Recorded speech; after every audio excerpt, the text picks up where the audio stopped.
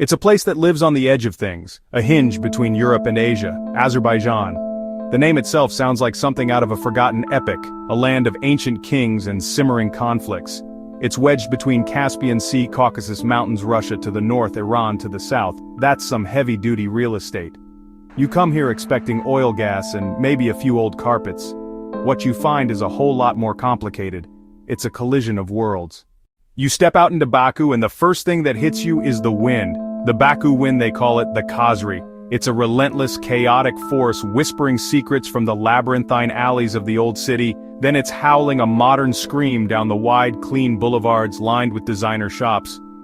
The city is a schizophrenic masterpiece.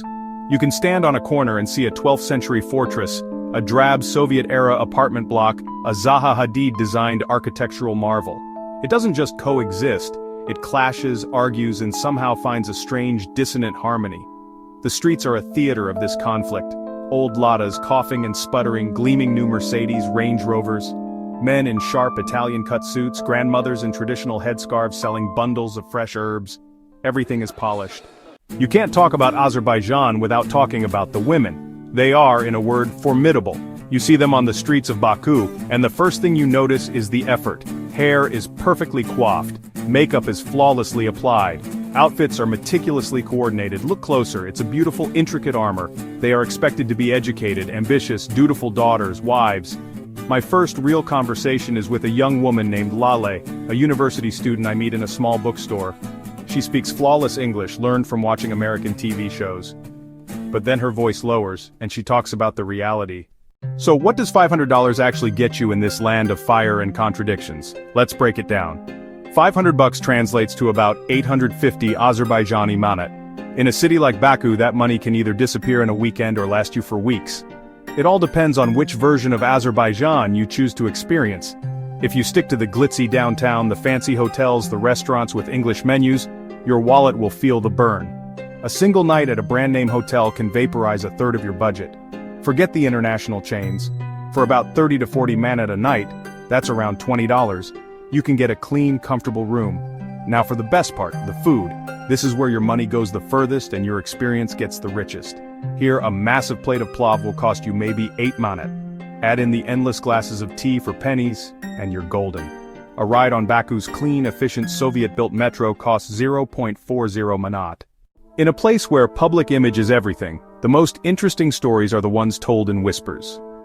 The subject of love-sex relationships. Publicly, the culture is deeply conservative. The idea of casual dating as understood in the West is practically non-existent.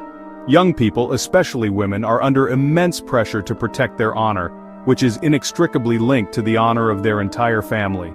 In the shadows, away from the prying eyes of parents and neighbors, a different world exists. It's a world that lives on encrypted messaging apps, private Instagram accounts, secluded corners of city parks. The car becomes a private sanctuary, a mobile living room where couples can talk and be close without the fear of judgment. The fear of being caught is real, and the consequences can be severe. Social ostracism, family conflict, worse. The tension between the public self and the private self is the central drama of Azerbaijani life. It's a performance that everyone seems to have mastered from a young age. On the street, in the office. At family gatherings, respect for elders, public piety, adherence to traditional gender roles. But behind closed doors, the masks come off. I was invited for dinner at the home of a family I'd met. In public, the father was a stern, traditional patriarch. But inside their apartment, the atmosphere transformed. The mother spoke her mind freely and the daughter passionately debated politics with her father. It's in the choice of a young woman to get a small, hidden tattoo. It's in the young man who publicly attends mosque with his family but privately questions his faith. Azerbaijanis are masters of reading a room. Baku is a dazzling spectacle, but it's not Azerbaijan. To get a real taste of the country, you have to leave the capital's gravitational pull. A few hours on a marshrutka, a rattling, shared minibus, packed with people, chickens, and everything in between, and the landscape changes dramatically. Arid plains, rolling green hills, and the stark, majestic beauty of the Caucasus Mountains. My destination was Sheki, an ancient city on the Silk Road, nestled in a valley of lush forests. The town is famous for its stained glass shebeke windows. I stayed in a restored caravanserai, a roadside inn where traders would rest centuries ago. For a mere 25 manat a night, you could sleep within walls that have soaked up 1,000 years of stories. The interactions here are different, less guarded.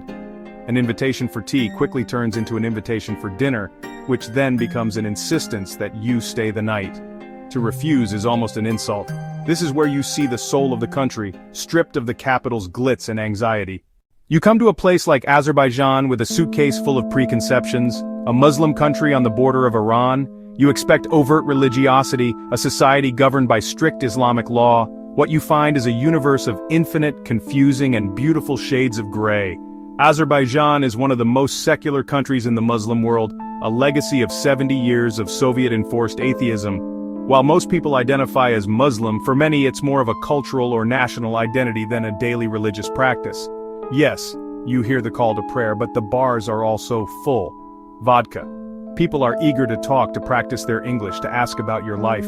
They want to connect to the outside world. I was consistently struck by their strength, their education, and their outspokenness. They are not passive victims of their culture. They are active agents, constantly negotiating, pushing boundaries, and fighting for their own space. They are the true engines of social change in Azerbaijan, pushing the country forward in ways both big and small, seen and unseen. So, what do you take away from a place like Azerbaijan? It's a lingering taste, complex and hard to define. It's the sweetness of the cherry jam served with black tea, the sharp bite of the local cheese, and the smoky flavor of a kebab eaten on a street corner. It's a country that gets under your skin. You leave more confused than when you arrived, but in a good way. The easy answers and stereotypes you came with have been burned away, like offerings at an ancient fire temple, leaving only difficult, interesting questions. It's a land of astonishing beauty, both natural and man-made. But the real beauty is in its people. It's in the dignity of the old man playing backgammon, the fierce intelligence in the eyes of a young female student, and the sheer, unadulterated joy of a family sharing a meal. These are the moments that stick with you, long after the architectural wonders have faded from memory. The $500? It was more than enough. It bought me a seat at the table.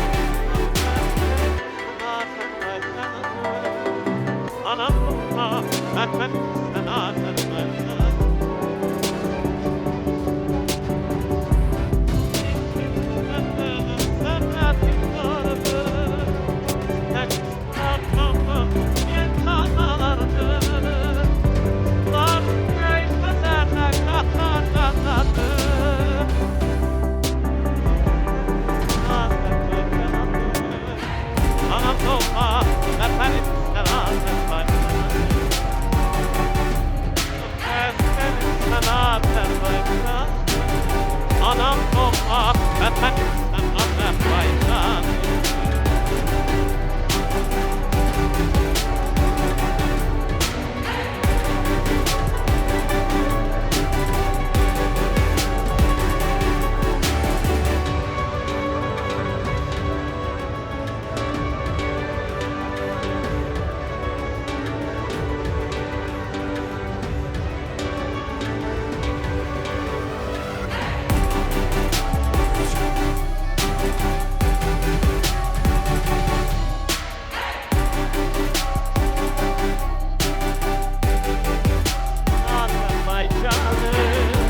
Anam doğma vatanımsın Azerbaycanım. Yurdum yuvam mesken sen Azerbaycanım. Anam doğma vatanımsın Azerbaycanım.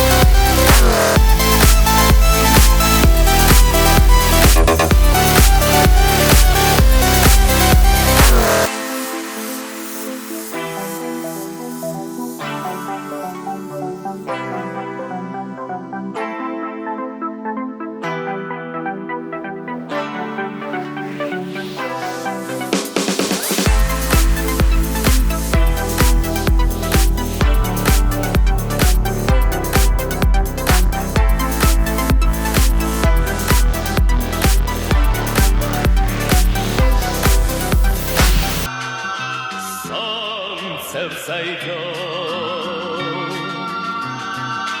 sen sevseydin